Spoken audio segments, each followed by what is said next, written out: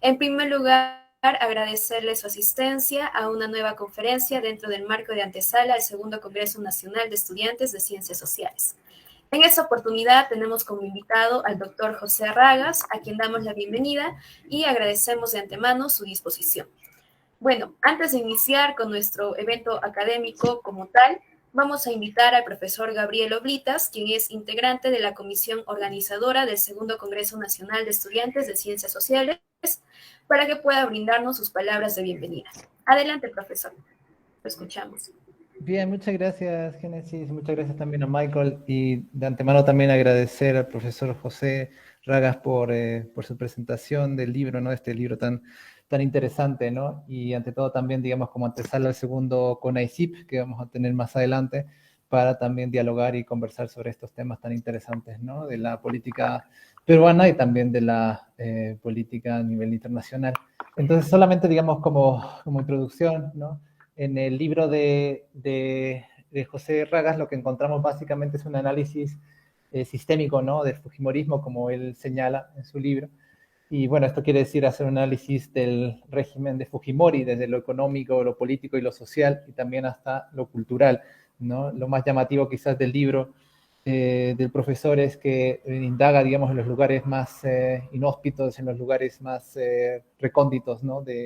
Durante aquella época, y trata, digamos, este fenómeno político desde de varias miradas, ¿no? Multidimensionales, para darnos, digamos, un compás, ¿no? De lo que sucedió en aquella época, ¿no? Y así mismo también revisa varias interpretaciones, actualiza también la bibliografía con respecto a lo que sucedió en aquella época, y trata también de, a veces también separar, ¿no? Como él diría, el personaje de la época, ¿no? Es bastante distinto con respecto a lo que hacen algunos comentaristas y también periodistas con respecto a aquella época, que confunden, ¿no? Muchas veces el régimen con el personaje en sí mismo, ¿sí? Entonces, sin más, yo pienso que es un libro majestuosamente hecho, ¿no? Lo estoy acabando recién ahora, ¿no? Y seguramente, digamos, dará mucho de qué hablar, sobre todo entre los estudiantes y también seguramente en la comunidad de docentes, ¿no? En la universidad. Nuevamente, muchas gracias a los estudiantes, a los profesores que también están encargados de este espacio, ¿no? Y también como antesala a la CONAICIP. Y también muchas gracias al profesor por haber aceptado la invitación, ¿no? Ahí lo dejo. Muchas gracias. Bien, muchas gracias, profesor Gabriel. Seguidamente damos paso al compañero Michael Velázquez, quien es presidente del Segundo Congreso Nacional de Estudiantes de Ciencias Sociales. Adelante, Michael.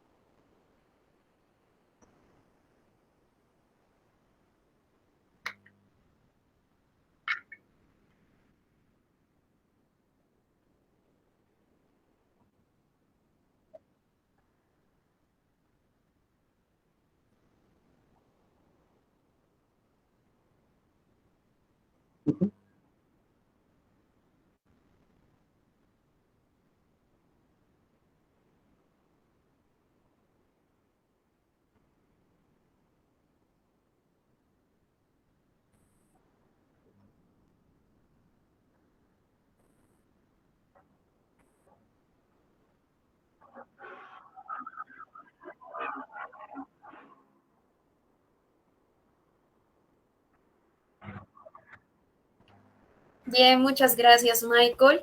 Bueno, antes de escuchar a nuestro ponente, vamos a dar lectura de su referencia académica. José Ragas es profesor asistente en el Instituto de Historia de la Universidad Católica de Chile. Obtuvo su doctorado en la Universidad de California bajo la asesoría de Charles Walker y posteriormente fue investigador postdoctoral en la Universidad de Cornell. Sus áreas de investigación son la historia global y estudios sociales de ciencia y tecnología. Asimismo, ha publicado numerosos artículos en revistas especializadas y actualmente trabaja en su libro sobre el desarrollo de los sistemas de identificación en el Perú, que llevaron a la creación del primer documento de identidad. Dicho esto, aperturamos la conferencia de antesala al segundo Congreso Nacional de Estudiantes de Ciencias Sociales, denominada El Fujimorismo, Historia y Legado. Adelante, doctor, puede comenzar. Bien, ante todo, muchas gracias.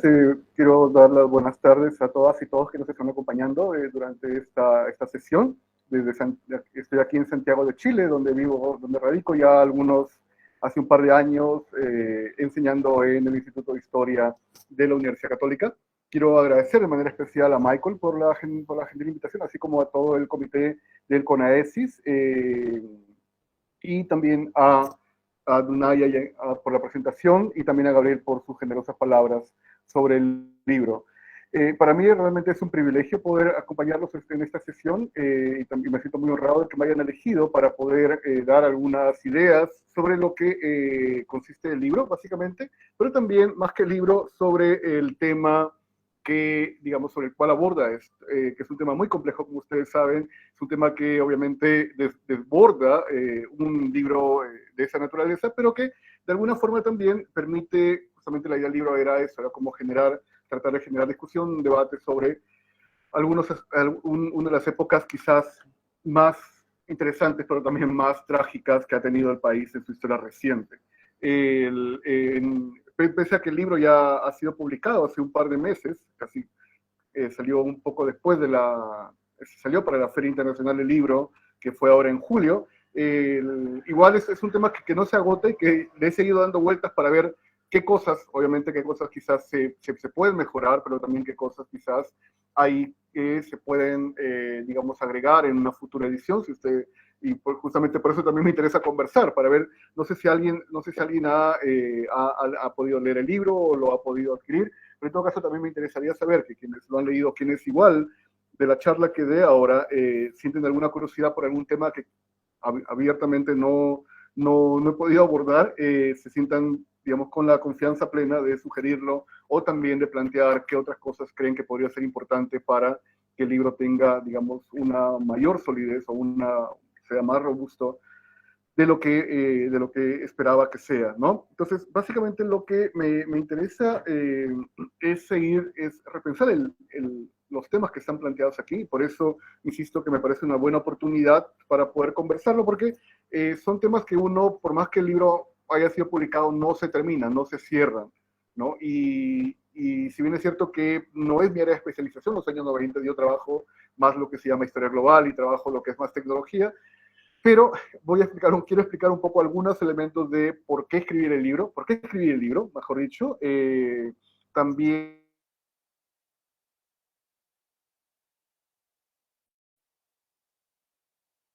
en 2 semanas más posiblemente sale una reseña en México del libro también, entonces me alegra mucho de cómo el libro tiene una circulación también bastante amplia, y cómo dentro, por ejemplo, como en el caso peruano, se está leyendo en universidades, ¿no? Como que espero que sea en el caso de ustedes también, pero también se está leyendo en colegios.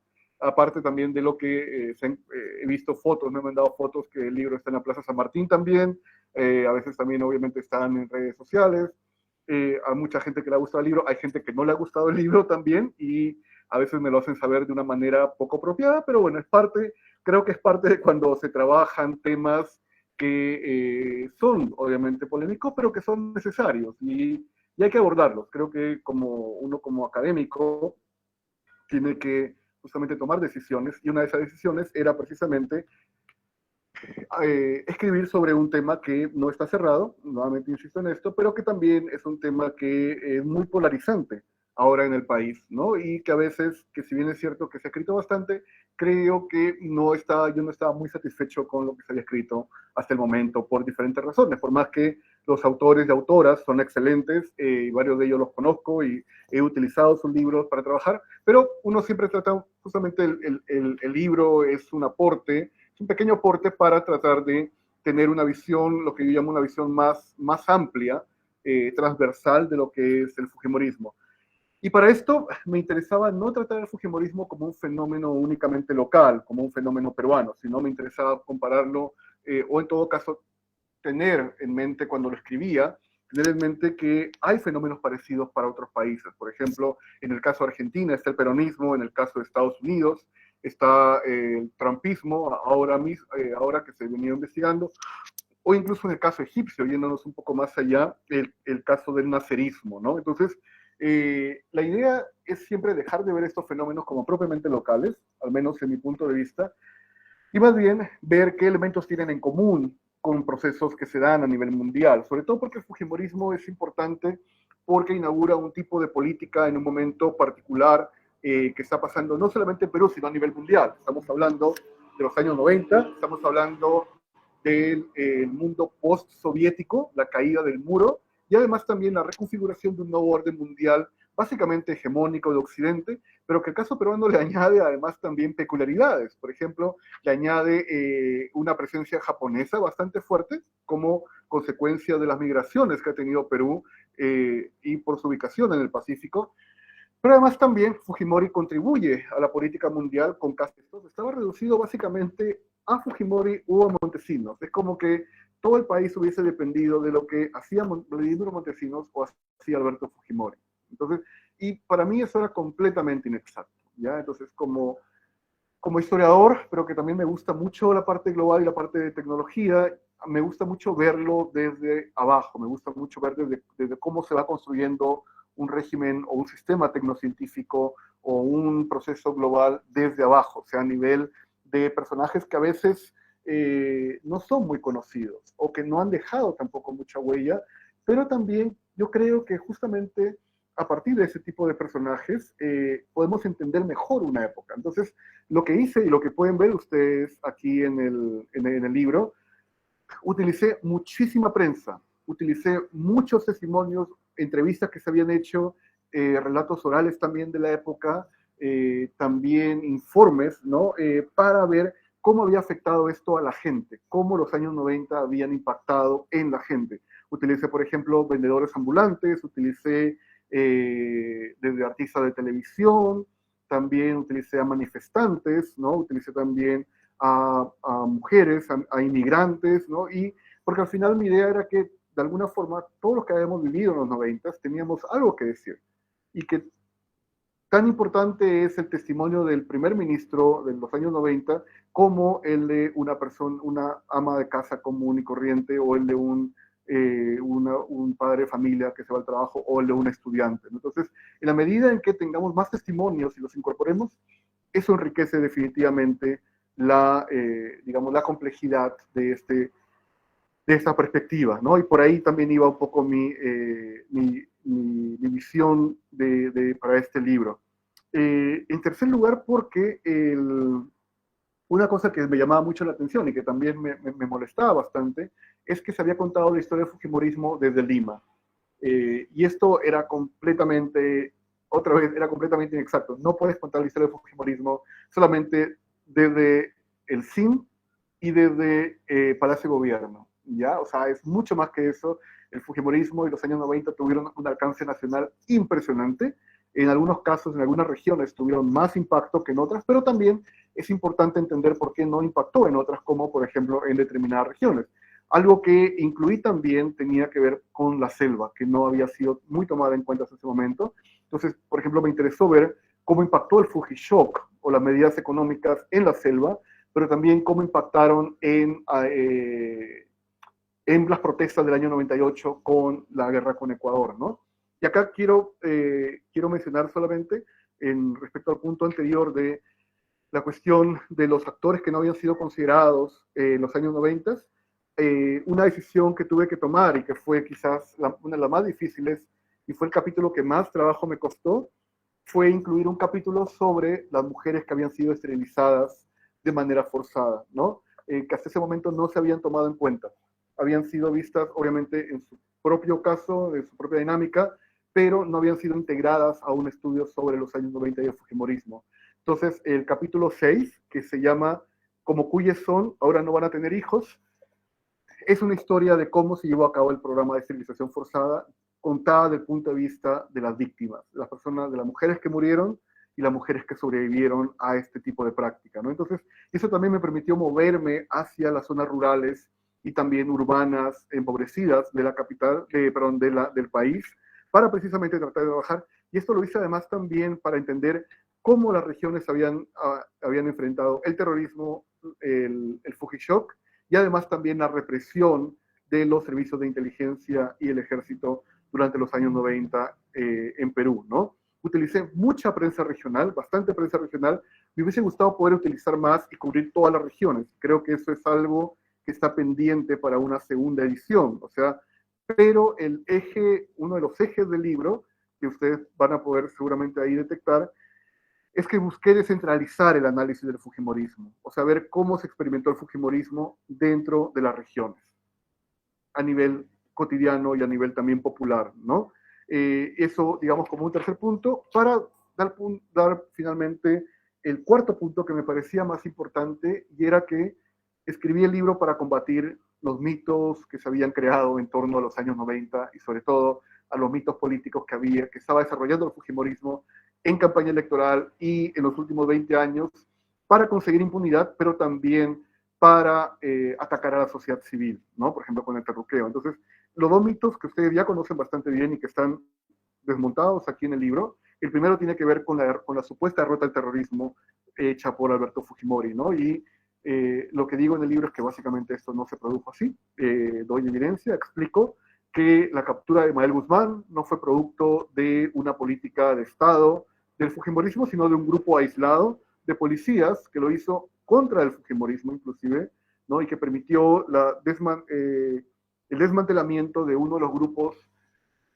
terroristas más sanguinarios, no solamente de Perú, sino más sanguinarios a nivel mundial, solamente comparable o comparado con el Merc Rouge de Camboya, dirigido por Pol Pot, que llevó a la muerte de decenas de miles de personas en esta locura genocida, ¿no?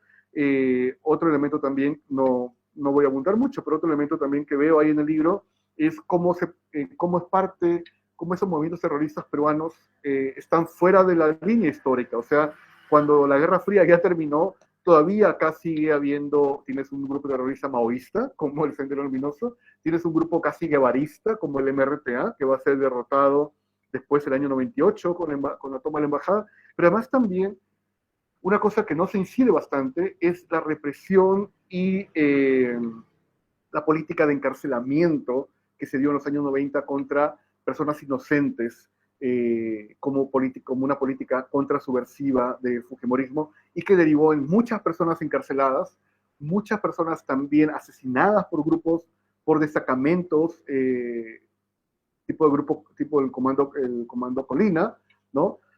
Pero también en una serie de represiones y violencia verbal que se manifiesta hasta ahora con el terruqueo, ¿no? La idea de caracterizar a los opositores como terrucos o terroristas es algo que se consolida en los años 90, justamente a consecuencia de esto. Y el segundo gran mito que quería derribar tenía que ver con la recuperación económica que supuestamente hace Fujimori, ¿es cierto? Es cierto que el país se organiza económicamente y se ordena económicamente, pero hay un costo detrás muy fuerte, ¿no? Y que esta recuperación económica en verdad es una cuestión de improvisación. Y explico por qué. Explico en qué consistió el plan económico de Fujimori, que no tenía.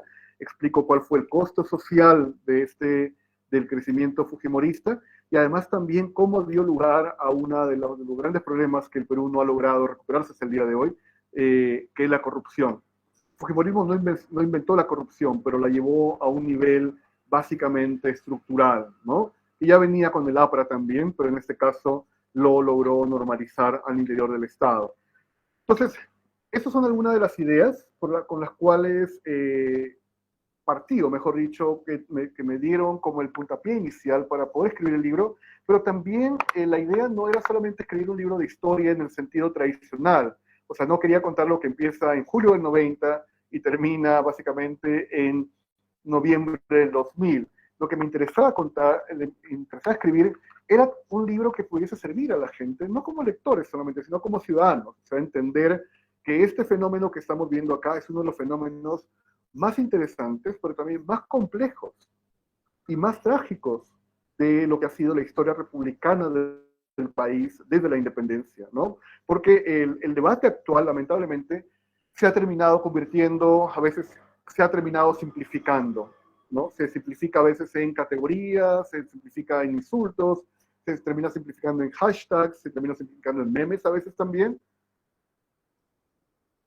y en muchos casos también hay una serie de fake news muy grandes alrededor de lo que han sido los años 90. Entonces, el libro tiene ese propósito, tiene un propósito más de carácter de divulgación pública, un carácter ciudadano, para poder justamente entender cuál fue el legado del fujimorismo hasta ahora. Y en verdad, y como explico aquí, el legado, o sea, 10 años de gobierno transformaron al país como quizás el otro gran gobierno que lo transformó, el otro gobierno que lo transformó fue el de Velasco Alvarado, pero no al nivel que lo hizo el fujimorismo. Y el legado del fujimorismo lo notamos en el día al día hoy, lo notamos desde la forma en la cual introducimos términos como Fujishock o incluso otros, hasta, por ejemplo, elementos estructurales como la constitución política, ¿no? Que es la que nos va gobernando casi 30 años. Entonces, todos esos elementos tienen obviamente, en algunos casos tienen origen en los 90, en otros casos se amplifican y consolidan en los 90. Pero lo interesante de todo esto es que por los últimos 20 años, los últimos 22 años, el fujimorismo ha sido la fuerza gravitante más importante a nivel político del país, y no necesariamente para bien. Los intentos del fujimorismo por copar el Estado nuevamente, los intentos del fujimorismo por utilizar el Congreso como una arma contra el Ejecutivo y también como una forma de compensar a sus aliados económicamente con puestos de trabajo y mermando el presupuesto nacional, además de buscar impunidad para sus seguidores, desde jueces hasta militares, hasta el mismo Alberto Fujimori, ¿no? Han provocado una crisis muy grande. Y de hecho, la crisis que estamos ahora, en la que estamos sumergidos ahora, que si bien es cierto que tiene una nueva etapa con el gobierno presente, en julio de 2021, tiene también un correlato más amplio en el año 18, cuando Pedro Pablo Kuczynski renuncia a la presidencia, ¿no? Y eso también por justamente un intento de parte del hijo de Alberto Fujimori, por parte de Kenji Fujimori, de liberar a su padre y negociar con el Ejecutivo un indulto completamente irregular, ¿ya? Entonces, hecho gran parte de lo que estamos experimentando hasta el día de hoy, que tiene que ver con el neoliberalismo de la economía, con la manera en la cual hemos pasado a ser ciudadanos, a ser consumidores, con el hecho de que el Estado no siente la obligación de hacer obras públicas y que cuando las hace mal, ¿no? Y que eso en cierta manera también explica por qué hemos sido el país con la tasa de mortalidad más alta en el mundo en el COVID, ¿no? Porque a pesar de 20 años de crecimiento económico y de 10 años de transformación económica en los 90,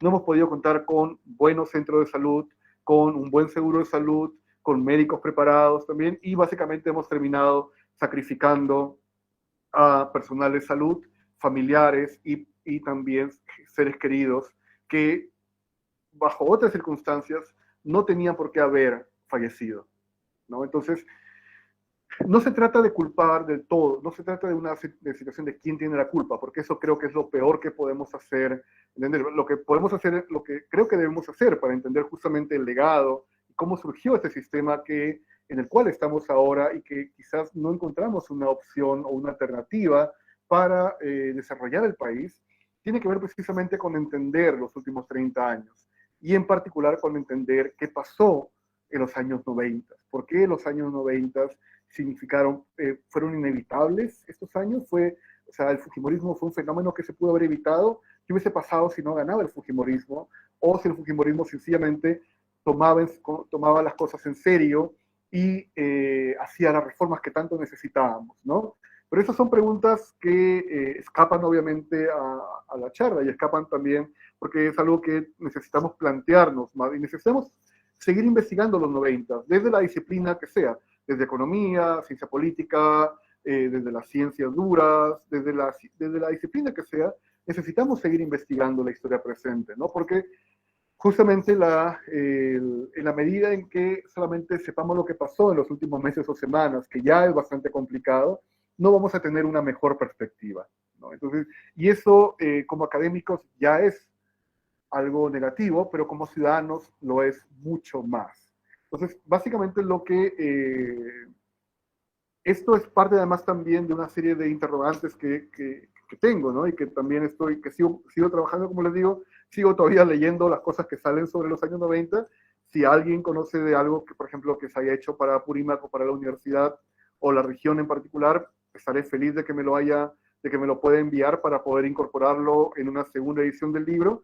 Y ahora sigo todavía pensando en cosas de historia reciente, y de hecho el siguiente proyecto que tengo es sobre, estoy escribiendo un libro sobre la marcha de noviembre de 2020, ¿no? La marcha que sacó a Manuel Merino de la presidencia. Entonces me gustaría, por ejemplo, también eso, o sea, por ejemplo, conocer qué pasó en Apurímac, o también en todo caso conocer si alguno de ustedes participó o también o tuvo algún rol ahí en la protesta o de sus casas. También me gustaría poder entrevistarlos o tener su testimonio, ¿no? Porque creo que estas son parte de lo que necesitamos hacer. Necesitamos seguir discutiendo, conversando, dialogando sobre todo, intercambiando información para poder tener una mejor visión panorámica de lo que ha significado el país en las últimas décadas y también para ver cómo podemos arreglarlo, ¿no? Y este arreglo que hagamos no se haga con información incompleta, sino sabiendo exactamente de dónde vienen estos problemas, pero también, al saber esto, intentar tener la mejor voluntad para que las reformas que se hagan sean duraderas, ¿no? Y no solamente sea un parche que dure unos meses o un año, cuando más, o hasta un próximo comicio electoral, y que después todo nuevamente se desmorone, trayendo otra vez problemas para todos, ¿no? Entonces, eso es lo que quería comentarles, era una aproximación para quienes quizás ya han leído el libro, van a encontrar, bueno, espero haber dicho algo nuevo. Quienes no lo hayan hecho, quiero invitarlas a que lo lean, a que me hagan llegar sus comentarios también. El libro está a la venta por el Instituto de Estudios Peruanos, que tengo entendido que hace despachos a nivel nacional, pero en todo caso, me va a dar mucho gusto también poder poder conocer sus opiniones, sus inquietudes, para así, digamos, estar en comunicación a través de mi correo electrónico que les estoy poniendo acá en el chat, ¿no? Así que, nada, eso, nuevamente les agradezco la amabilidad, su generosidad por haberme invitado y también por haber escuchado durante estos minutos estas ideas que les quería compartir. Muy agradecido. Bien, muchísimas gracias por esta magnífica y fructífera conferencia, doctor José. Seguidamente vamos a aperturar el espacio de la ronda de preguntas. Animamos a las personas que nos acompañan por la sala de Meet a que puedan dejar. Va a realizar y va a estudiar. Yo quisiera en primer lugar, digamos, preguntarle qué elementos nuevos ha podido encontrar en sus estudios que anteriormente, digamos, no han habido. Obviamente, digamos, yo he estado repasando su libro y sí, me llamó mucho la atención y de hecho fue para mí muy, muy trágico leer el tema de las esterilizaciones de las mujeres, ¿no? En distintos lugares del país, sobre todo con respecto a Cusco, ¿no? Y también los testimonios que han habido. Han habido, obviamente, estudios de este tipo anteriormente, pero haber hecho, digamos, un estudio sobre el procedimiento exacto en lo que ocurrió, digamos, no lo he podido leer en otros lugares, ¿no? Entonces, esa parte me llamó bastante la atención. Y una segunda pregunta es, o sea, ¿cómo usted ve el tema de los nuevos estudios? ¿Hacia dónde se están dirigiendo los nuevos estudios académicos sobre el Fujimorato? eh, Tanto desde la historia, ¿no? Como también desde la ciencia política o también desde la sociología o otras disciplinas, ¿no? Que también han tratado el tema del Fujimorata, hacia dónde se dirigen, ¿no? Entonces, esas serían mis dos preguntas. Tengo algunas más, pero quiero dejarlo ahí. Gracias. Muchas gracias, Gabriel, por las preguntas. De hecho, son muy buenas y me permiten un poco quizás complementar algunas cosas que se me habían pasado al momento digamos, de la charla. Sí, en cuanto a elementos nuevos, en verdad a mí me sorprendió la cantidad de material que había y que no había sido utilizado. O sea, no solamente a nivel de prensa, sino también a nivel de informes, a nivel de revistas, ¿no? Creo que no, en verdad creo que en los años 90 todavía hay muchos temas, o sea, si yo le dijera todos los temas que se pueden, hay muchos temas para tesis que se pueden trabajar ahí, ¿no? Y hay muchas fuentes que se pueden sacar también ahí. Incluso gran parte de las fuentes que yo saqué eran fuentes digitales. Y además consulté archivos que estaban en el extranjero. Por ejemplo, conseguí un archivo de los archivos nacionales británicos, era un informe sobre los años 90. Encontré mucha información en el New York Times, en su archivo también. En El País, en el archivo del diario El País de España también había bastante. Y por ejemplo, el Congreso también tenía varias cosas digitalizadas, ¿no? Un elemento también que creo que no se ha trabajado bastante y que creo que habría una tesis ahí completa, son los Vladivideos. Son fantásticos, o sea, son, son dramáticamente fantásticos porque uno puede ver cómo el país se había podrido por dentro, cómo este régimen había básicamente sobornado a todo el país, obviamente con ayuda, con la voluntad de las personas sobornadas, ¿no? Que, o sea, uno puede ver es una radiografía. En verdad, los Vladivideos es un tipo de fuente, no sé si lo han visto, seguramente saben de lo que hablo, pero es una fuente que no hay en ninguna otra parte del mundo.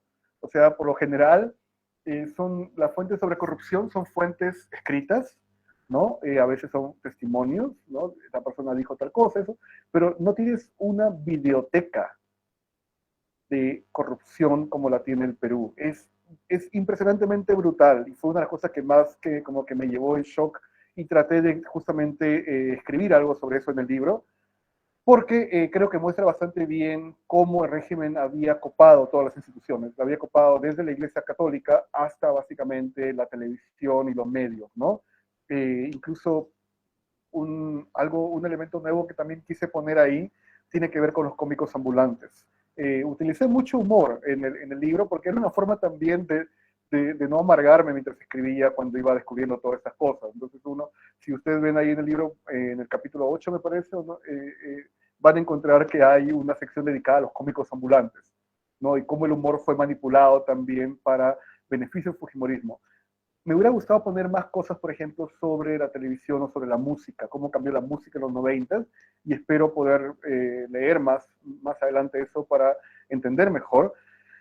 Pero a lo que en tu pregunta sobre los nuevos estudios académicos, no, no veo muchas tendencias. O sea, de hecho, no encontré como grandes estudios sobre los años 90, ¿no?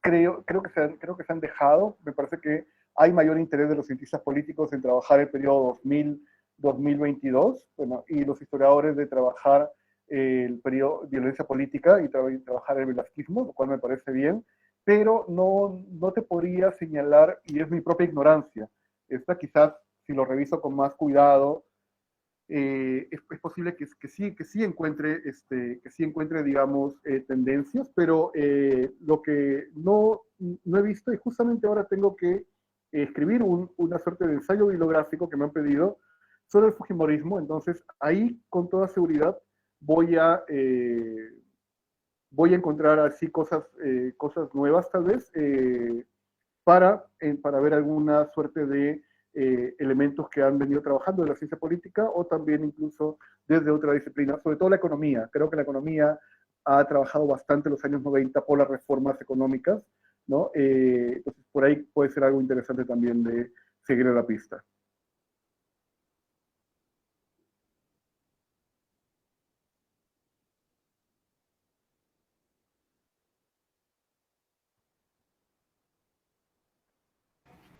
Bien, muchas gracias, doctor José. En vista de que no tenemos ni una otra pregunta, vamos a cerrar la ronda de preguntas y ya para finalizar, Mike, ¿deseas participar? Uh -huh.